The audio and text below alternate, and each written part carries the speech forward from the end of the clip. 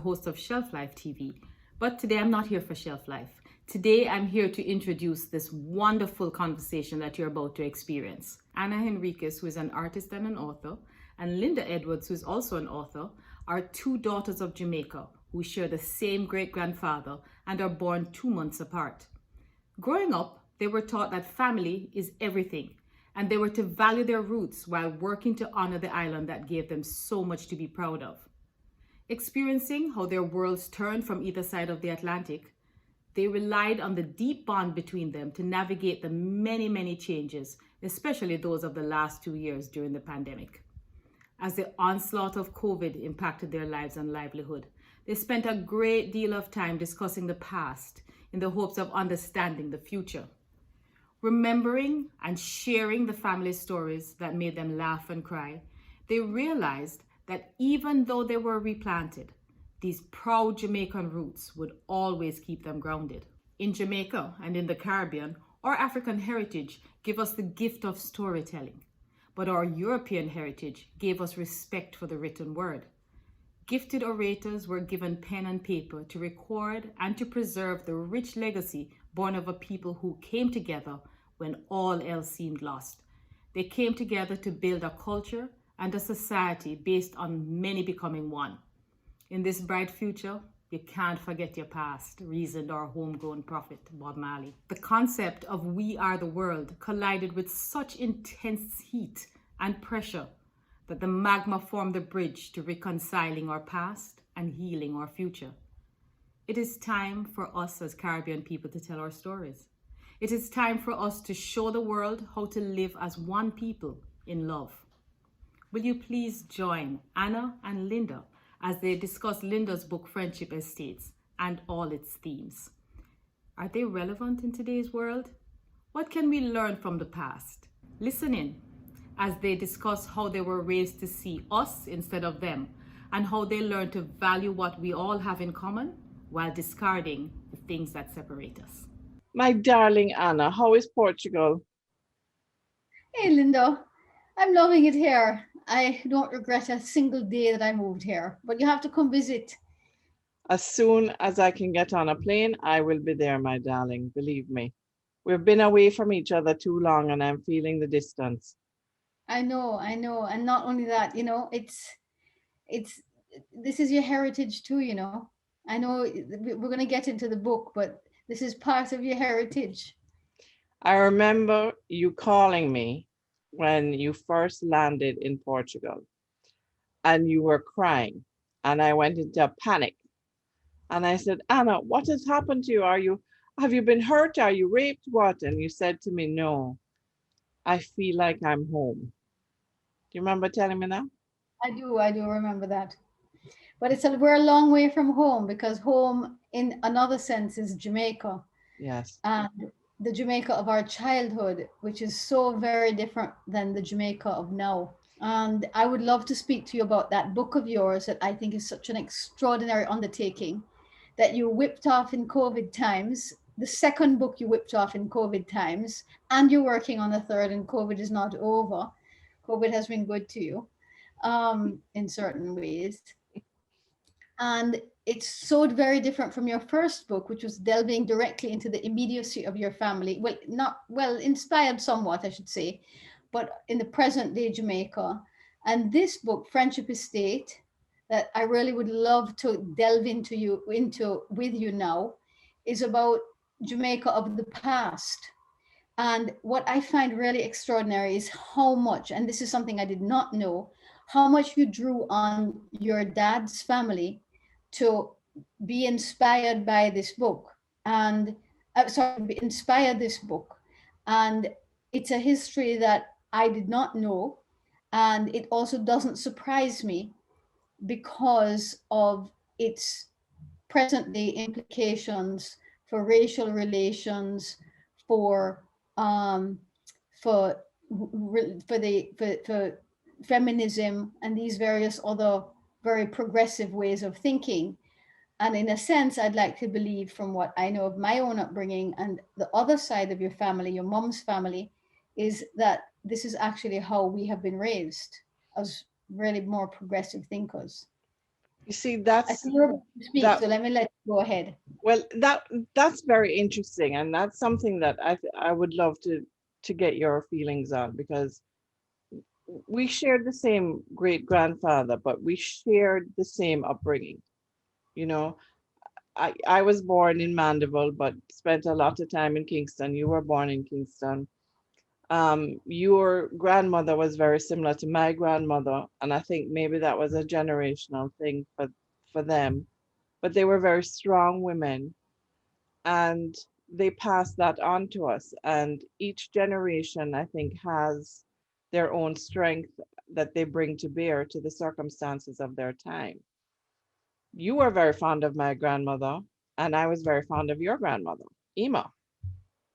Aunt Yola. They were good friends and very similar in character. Um, And love statue. and stature, they were both short, yes. They were both very short, but you know, they gave us such a foundation to build on.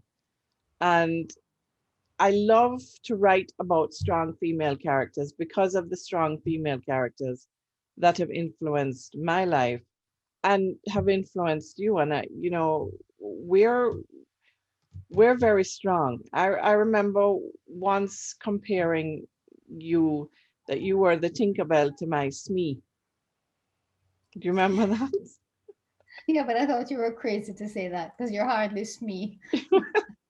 I'm very, you know, I am very cautious, and you know, I think things through, and you follow your heart like nobody I've ever seen. And I mean, that's inspirational to me. I just love to watch you do that. And you know, in the back of my mind, I'm saying, okay, I'll be here to pick up the pieces, but there are never really any pieces to pick up with you. You just you have such a I don't know whether it's a sixth sense that the things that you do will turn out right, but you just jump right in. And I wanted in the two boy, even though the story in Friendship Estate is the love of two brothers, one brother has a lot of your characteristics and one brother has a lot of my characteristics. That's a fact. That's a fact. And I mean, I love that you draw on the personalities of the people you know and love. And you can feel that in the book, because one of the things I really love about the book is actually how filled out they are. So the connection that I have to all of your characters, the good ones, there are Hmm. some bad ones. You know, I really feel the love that you've put into them, and the detailing of who they are on a on multi levels. And that's what really makes your book, one of the reasons it makes your book so compelling. You really, it's not just simply a cerebral story. You have I felt such an emotional attachment to your characters.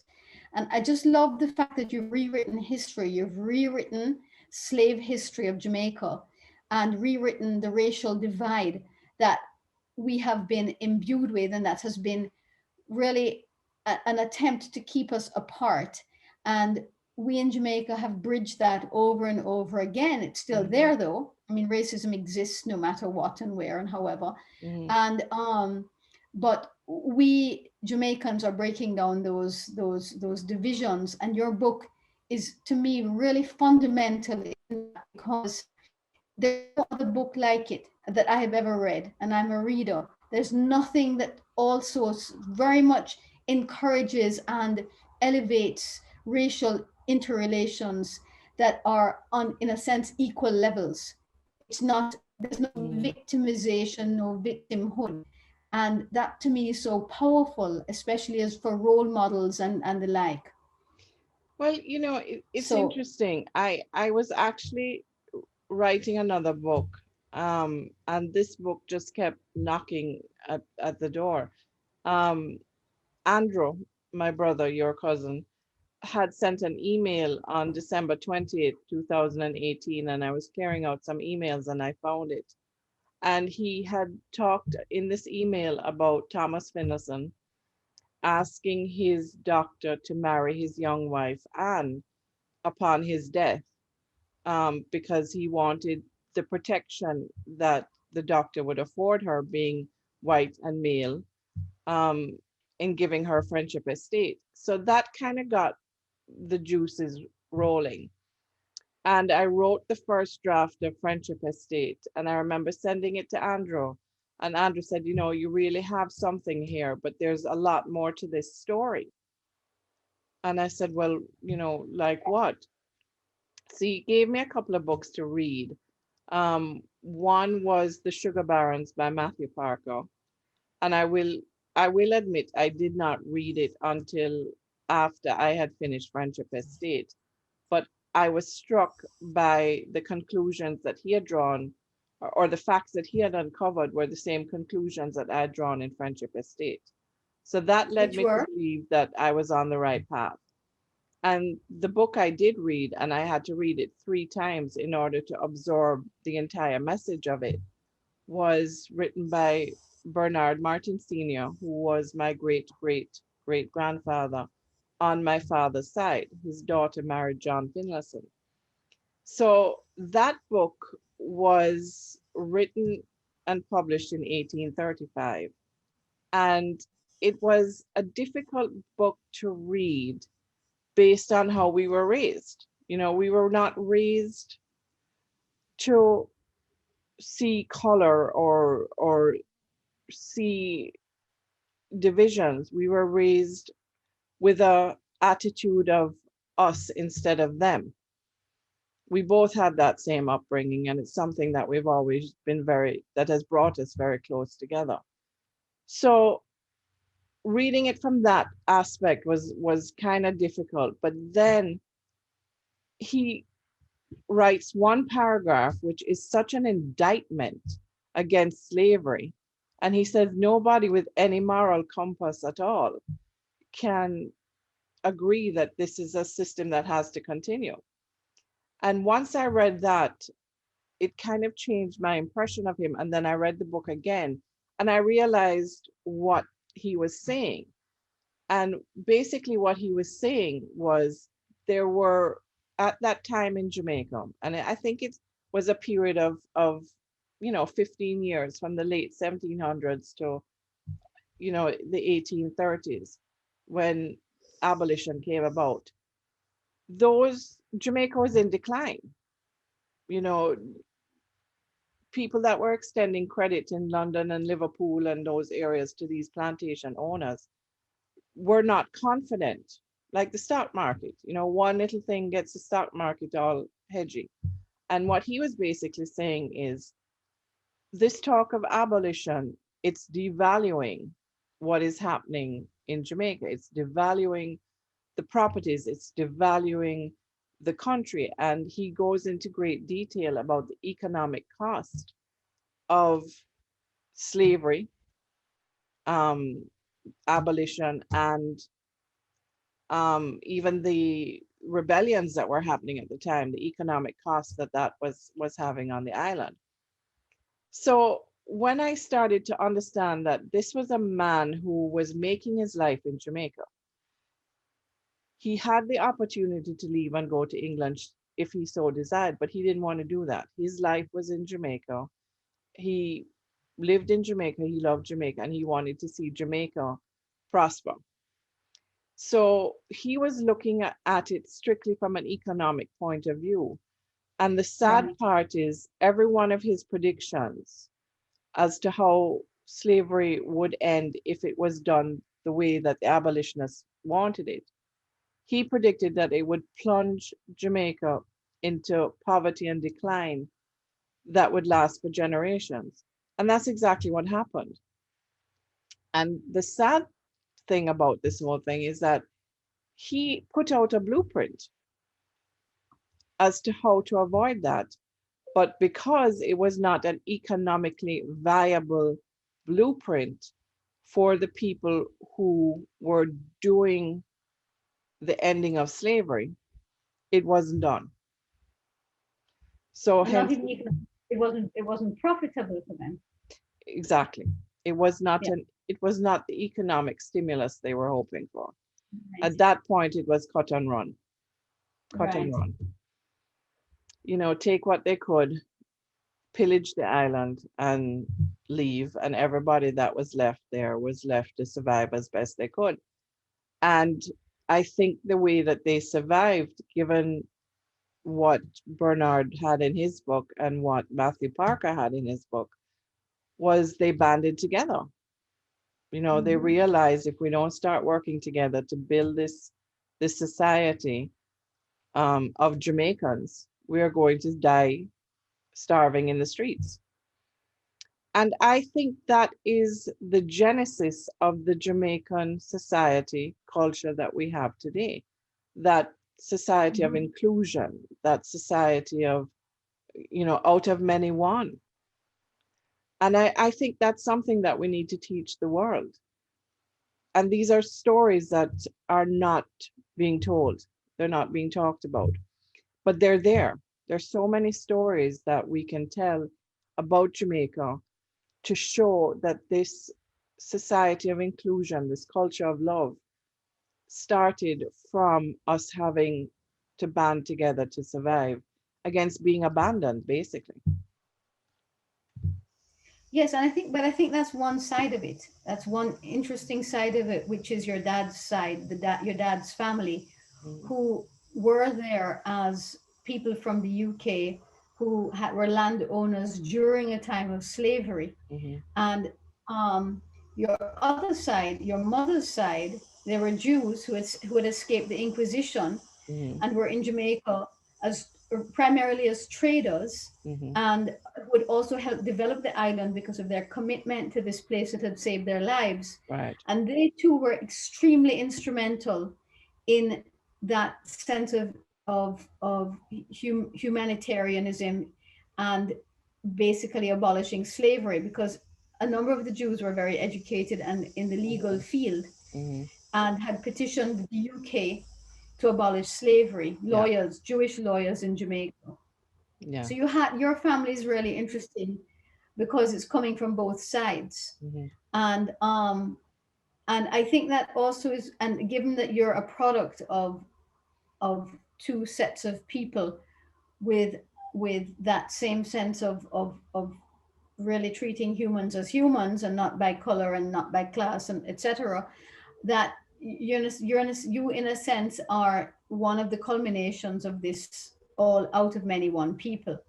um it's the us mentality, the yeah, mentality that you and I were raised with, the us mentality. And exactly. And you can claim it, you can own it and claim it. I think every Jamaican can claim that. You don't agree with that? No, I don't agree with that, but we can talk about that off the record. You know, I don't know. I mean, our family, there's so many. I mean, our family alone is out of many one people. There's so many different people that have married into the family, you know, influenced the family, made us who we are. And that level of inclusion is something that I think has been bred into us. You know, it's been widely Yes, we accepted. take certain things for granted. But hang on, which is something in your book. I think you take education for granted. Mm, You come from an erudite, learned family. mhm. And one of the things in your book, which I remarked on myself in my own head, was the characters need to school the children of slaves, to educate the slaves. And this is part of the empowerment of people. Yes. And you take that for granted. And there is a small sector of Jamaica that is privileged and not necessarily so education oriented, and some have married into the family and are much more, and there's racism, and there's just blatant flat out racism, and we are in the transitional generation. Mhm. It's shifting, but it hasn't shifted out yet. Mhm. And um and why one of the, given what's going on in the US in particular, and the US influences Jamaica tremendously, this is also another reason I feel your book is extremely important.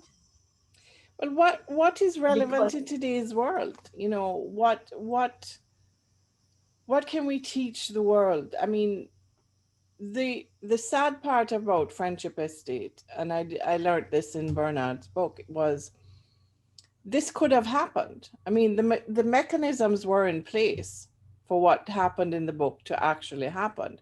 The way was there, the means were there. What was lacking was the will, and that's the sad part. You know, Yes we. and no. You're talking in your book. There's so much. These are people who had to know the law, who had Yeah. to pursue the law hard to be able to Mm-hmm, survive the the forces that be that were mm-hmm, against unions that were racially separate. mm-hmm. And in the US, we know that. I mean, laws were passed to prevent this because probably because of incidences that had happened in the other colonies. Who Mm-hmm. knows? But the fact is that one had to be really smart to beat the intrinsic racism of a system that was meant to divide and conquer and Yeah. keep those at the top. Yeah. And we're seeing the repercussions of that falling right now in the US. And having lived in the US for 20 something years, and you yourself for probably, what is it, 30 or 40 at this point? 25 years, 25 years. Exactly. Yeah, I mean, we've taken a lot for granted in Jamaica. Mm. And when you speak about education and racial relations and integration, those are things that we have, in a sense, taken for granted in Jamaica. Yeah. We've, We've had I it for mean, so we haven't long. had, yeah, we never had schools where Yeah. black people were not allowed. I mean, there was no such thing. Or restaurant. Well, there were clubs where they kept out Jews and blacks, but But that didn't last long a either. restaurant. No, no, exactly. So Yeah. we have not had an entire. Also, we have a very different situation. Our country is 99.9% black. Mm-hmm. So people who were coming out of the legacy of slavery were not in the minority. It would have been much harder for the oppressors to keep everyone down as as has happened in the US. See, that's the thing. America coming out of slavery was completely different than Jamaica coming out of slavery. And I still believe that there are many lessons to be learned from the past. The issue that I have, and maybe this was, this is the unspoken message of Friendship Estate. We know what happened in the past. What we need to do now is figure out how we're going to move forward together. The reality If we is if we want to. exactly. And and we're not seeing a lot of wanting to in America. Well, what we're seeing is a lot of people trying. Well, what we're seeing is a few people who are very loud, um, and seem to be sucking all the air out of the room, trying very, very hard to maintain the status quo. And they're doing this by drumming the colonial drum and saying, this has to stay. You're going to lose everything if you don't. But I don't think the majority of people feel that way. It's like we say in Jamaica, empty pan make the most noise. And what is sad to me is that we have to reach a point in America, in the world, where we start learning from the past instead of holding it against each other. And that's the point that I want to get to. Yes, we've made these terrible mistakes. How do we learn from them so that we don't do it again? And the only way forward that I can see is love and inclusion. You can't, we've never, we have a saying in Jamaica that your spirit just takes to somebody. That's not based on their color, their sex, any anything like that. It's based on the fact that this is somebody that you feel a kindred spirit to. you can live with, you can love, and you want in the space that you occupy. How do we teach that lesson to the world? Because now more than ever, we have to learn that lesson or all will be lost. Oh, I agree with you. I agree with you. And I think that I want to go to your childhood because what you speak about is, in a sense, what we in Jamaica in the 1970s, children of independence. Independence was 1962. You Hmm. were born in 67, as was I. Hmm. So our childhood was coming out of an era of a set of the raised consciousness of independence Hmm. of our parents' generation really really becoming a national entity and or national entities as individuals Hmm. and wanting the betterment of the country as a whole and not seeing the divisions that had existed or trying to get rid of them that had been left by the legacy of slavery, the legacy of colonialism of the British Empire. Hmm. So I think that we were lucky because it was very much in our faces. Why don't you talk about that from your? I would love to hear, from especially what your father and mother and grandparents taught you about that. Well, I mean, I think we were taught the same things. I mean, we both grew up at the same knees. And, you know, our our Leslie Ashheim helped to write the Constitution of Jamaica. And I spent a lot of time with Uncle Leslie, and he firmly was Jamaican. He wanted only the best for Jamaica.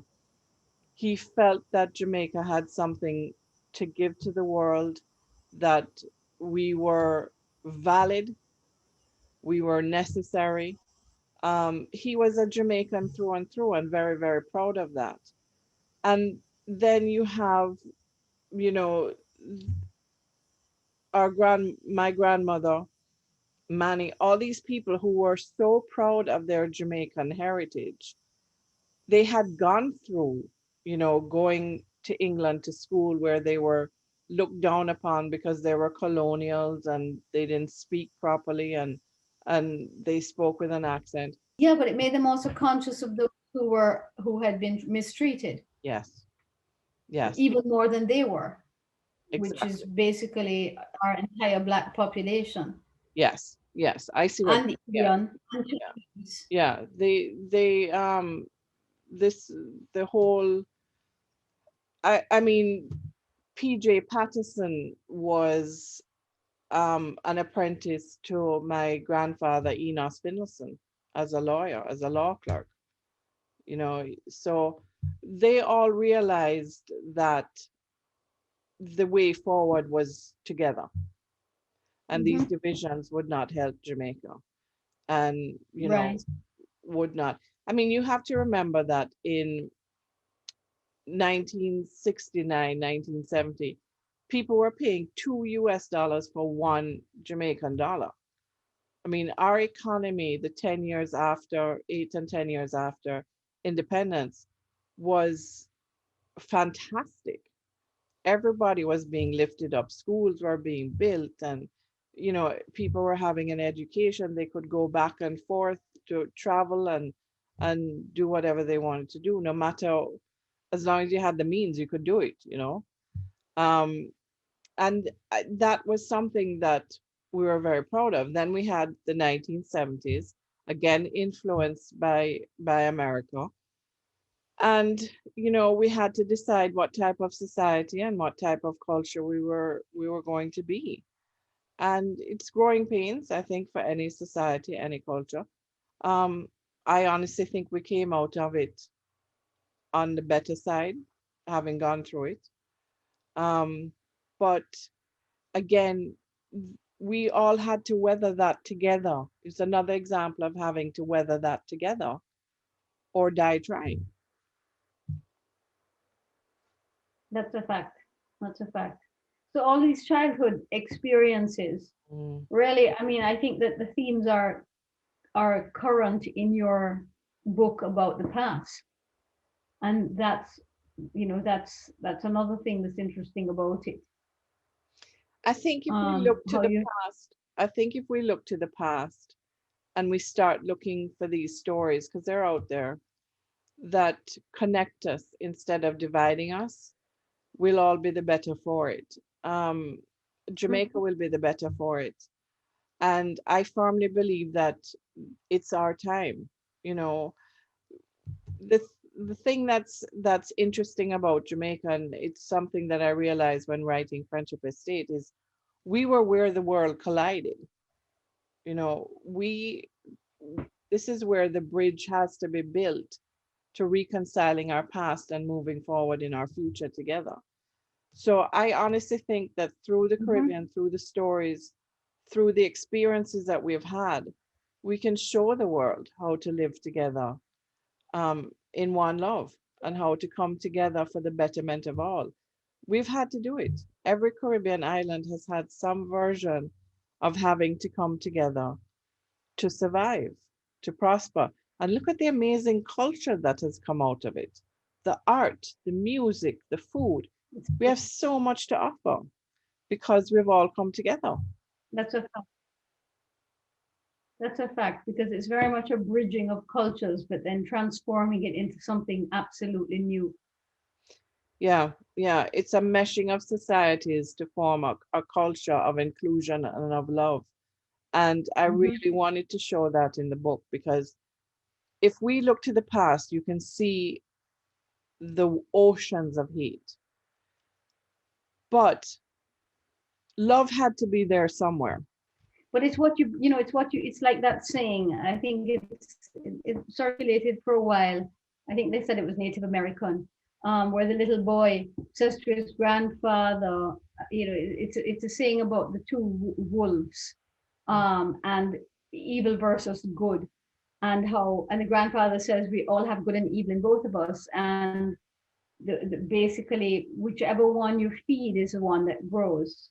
So Yes. if we can feed society more stories of good, of love, of inclusion, then we actually are going to encourage that, instead Yeah. of what we see in the press, what we see on a daily basis, which is stuff that we shouldn't be encouraging. We have to look at things from the point of view of love. I mean, even the characters Yeah. in the book um are are all transformational in some way or another. Lyndon Holborn went to Jamaica as a slave owner, fell in love with a mixed race girl, and because of that love, his whole attitude changed. He saw what Jamaica could be, what he wanted it to be for his daughter, and he worked to make that happen. And in doing Hmm. that, he took a young Brixton along, with the influence of Brixton's mother and Nana, and he molded him into the Jamaican that he wanted him to be, to take the island to where it needed to go next. And they did that with Dexter Right. too. Dexter had Margaret, had Nana, and he had his teachers. Brixton had his teachers, but they were all coming from a place of love, regardless of where they came or how they came to Jamaica. Nana came to Hmm. Jamaica as a slave, a very abused slave, but she realized that she had the power to change that in Brixton and in Dexter. Margaret came from Hmm. Scotland as an abused wife. She could have succumbed or she could have overcome, and she chose to overcome. And in doing so, they built a bond between these two brothers that was so strong it tore through the hearts of men. And that's what we need to do now. We have to say, you know what? Yeah, we know what happened in the past, but let's look at the love that was there too, that led to a mixed race of people, that led to a colonization of islands that formed this incredible society, built this fantastic culture, and has given so much to the world. what can we learn from their experience? Yes, and what I love is that you've chosen to do this, because we can choose to see the world any way, any which way we want, and you've chosen a very particular point of view to encourage and to build on, and that's very evident in the book. It's interesting too because you're not sugarcoating it. I mean, there's some parts in the book about the abuse of slaves, or the wife, that were very disturbing to me, and I really balked when I read them, and I thought, oh my God, Lynda, how could my Lynda, who is so, who's never experienced any of that, who's come from in a sense, a coddled background, how could you write about such disturbing things, and from a point of view that was so real? And it was really powerful, because you that then juxtaposed with all of the beauty that you then find in the good characters. But anyway, so did you have to research any of, did you how much did you research, or how much were you drawing on intuitively? We do come from a very intuitive society. I have to tell you, And a lot of it was intuitive, and that was what was so jarring when I read Matthew Parker's book, The Sugar Barons, how his research, was so close to what I was writing. And, writing Friendship Estate was a very, very strange experience. I did do so, Lady Nugent came to Jamaica as the governor yeah, of England. She was the governor of England, Governor Nugent's wife. And she had nothing but disparaging things to say about Jamaican women, that they said this, there, and tada, and, they were lazy and they had no purpose, and, you know, they had no education, no nothing. And I thought to myself, so you're an English woman coming to Jamaica, looking at these white Jamaican women and thinking they're less than you? Look at how you treated people. So there was a whole thing to it that it was almost as if, and you know me, I'm a very practical person. You're the spiritual person here. But in writing a lot of this, it almost felt like Bernard was coming through time, putting his hand on my shoulder and saying, please update what I experienced. Please let people know that there's a lesson to be learned here. And it was very strange because a lot of the stuff that I wrote, I didn't know I knew. That was so this is it. This is what I felt you were channeling. I felt virtually that you were channeling the voices, important voices of the past, that had not been heard. Because when you, as you mentioned, Lady Nugent's diary, I mean, is that, that from that perspective, if that's the only thing in the history books, yeah. then people don't have a particularly good impression of what went on in Jamaica of and by Jamaicans. So, the only voices were the outside voices giving us a voice, and they weren't particularly flattering, and they weren't actually not very accurate. They were coming from a very limited perspective. I have to So agree. yes, so I feel as if you were Yes. yeah. And I think for the first time in my life, I have had that experience. Um, I did write about things that, I mean, I remember finishing a couple of chapters and saying, boy, that was interesting.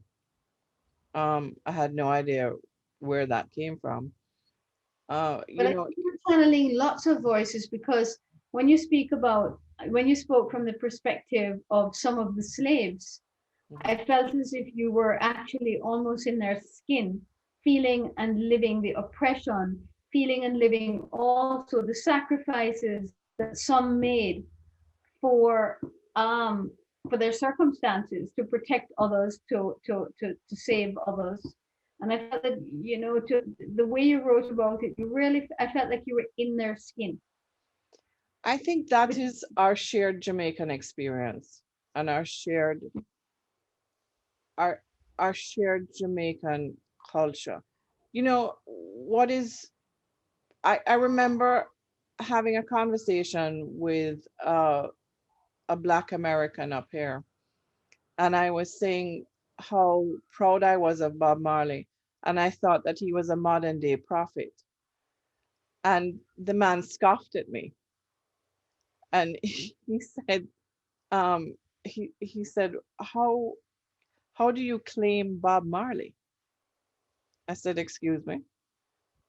Well, he's a black man. How do you claim him as part of your heritage, as part of your culture? I said, dude, I'm Jamaican. He's Jamaican. Yeah, but he's a black man. I said, again, he's Jamaican. I'm Jamaican. He's part of my culture. He's part of my heritage. He couldn't understand that. And as offended as I was by it, the realization that he genuinely could not understand that was even more heartbreaking to me than anything else. So I do think that having read the history of Jamaica, having empathized with the history of Jamaica, I do feel that it's inside of me. It should be inside of all of us that we can empathize with all the experiences that every Jamaican had, and every Jamaican that wanted Jamaica to progress had to have. And again, it comes back to love of country, love of the people around them, love of family. I mean, the one thing that has, you and I are technically second cousins, third cousins, but we were raised almost as sisters. That's because of the level of love that was in our family. Where, But also the choice by by our families yeah, not to see divisions. right. I mean, when I grew up, of course we all had help, housekeepers, etc. Hmm. And my mother told the housekeeper that her daughter better come and live with us because she couldn't, how could she be raising us and not and leave her child to be raised by someone else? And Yeah, my mother said, your daughter can be raised in the house with my daughters. And we ate at the dinner table every night, all of us, housekeeper, her daughter, everybody. And so we were raised never to no. see the differences and to consider ourselves lucky that we were privileged. I remember living in Mandeville. One of the worst beatings I ever got was from the gardener because I'd trampled through some flower beds that he had just planted. Oh And my. yeah, and I remember going to my nanny and saying that the gardener had beaten me and showed her the welts. And she was the only person that got upset because I remember telling, I went to daddy and I said, Daddy, the gardener beat me, look at my leg. And he said, what for? So I told him, and he said, you lucky I don't beat you. And my nanny was the only person that was very offended over the beating was my nanny. I mean, daddy threatened to beat me again. So that, there was a level of respect.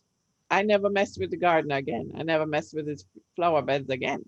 That was his territory, his property, and I had to respect that. And that was through all my life. Even when you went in Treasure Beach, I used to go into Miss Myra's shop for Paradise Plum and Bustamante backbone. It was always Miss Myra. To the day that she died, I always called her Miss Myra. So that Yeah, was, we had a level of respect for our elders, respect for people that were in authority over us. And exactly. it was never based on color or class. It was based on the fact that you don't get a bus ass if you show disrespect. I don't know if you ever met Daddy's nanny. When when No. when Grandma Finlayson died, she actually stayed with. She must have been with my grandparents for 70 years because she was well into her 90s when she died. Grandpa was well into his late 80s. But Nana had been a fixture in my life my entire life. And I saw my father defer to her in everything that he did. Every conversation, there was a deference to her. I Mhm. saw that in my grandfather, his deference to her. And I saw the friendship between Nana and my grandmother, especially when my grandmother was sick. You know, I would walk in, and I mean, I was 8 when she died, but I have these very vivid memories of walking into my grandmother's room at Villa Road and she and Nana in deep discussion. And, the minute I walked in, the discussion ended. But in looking back on it, that was a deep friendship.